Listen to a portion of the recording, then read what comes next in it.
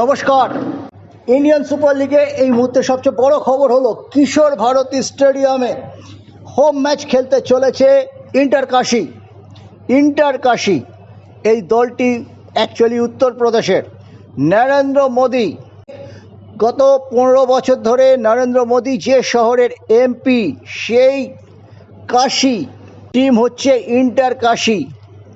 কিন্তু inter Kashi home হিসেবে বেছে নিচ্ছে সন্তোষপুর স্টেডিয়ামকে। মমতা বন্দ্যোপাধ্যায়ের আমলে এই স্টেডিয়ামটির ভোল পাল্টে দেওয়া হয়েছিল। অরূপ বিশ্বাস অত্যন্ত যত্ন নিয়ে এই স্টেডিয়ামটি গড়ে তুলেছেন। এটি এখন অন্যতম শান বাংলার ক্রীড়াক্ষেত্রে। আর সেখানেই নরেন্দ্র মোদীর শহরের দল ইন্টার কাশী হোম ম্যাচ খেলবে আগামী দিনে। ইতিমধ্যে তারা অল ইন্ডিয়া ফুটবল ফেডারেশনের কাছ থেকে স্বীকৃতি হিসেবে এই হোম গ্রাউন্ডটিকে পেয়েছে এবং এই হোম গ্রাউন্ড খেলার জন্য অর্থ দিতে প্রস্তুত। কিশোর ভারতীতে তারা অর্থ দিয়ে খেলবে হোম ম্যাচগুলি। 15 তারিখ মুম্বাই সিটি এফসি, দুর্দান্ত টিম মুম্বাই সিটি এফসি, অন্যতম খেতাবের দাবিদার।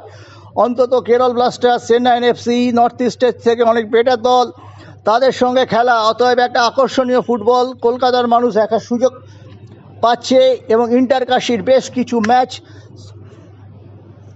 এই সন্তোষপুর স্টেডিয়ামে হবে। ফাইল উঠে গেছে।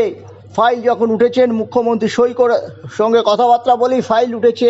মুখ্যমন্ত্রী এই মুহূর্তে ক্রীড়া দপ্তর সামলাচ্ছেন, তিনি সই করে দেবেন। এর মধ্যে হয়তো আগামী সোমবারই সেটা হয়ে যাবে।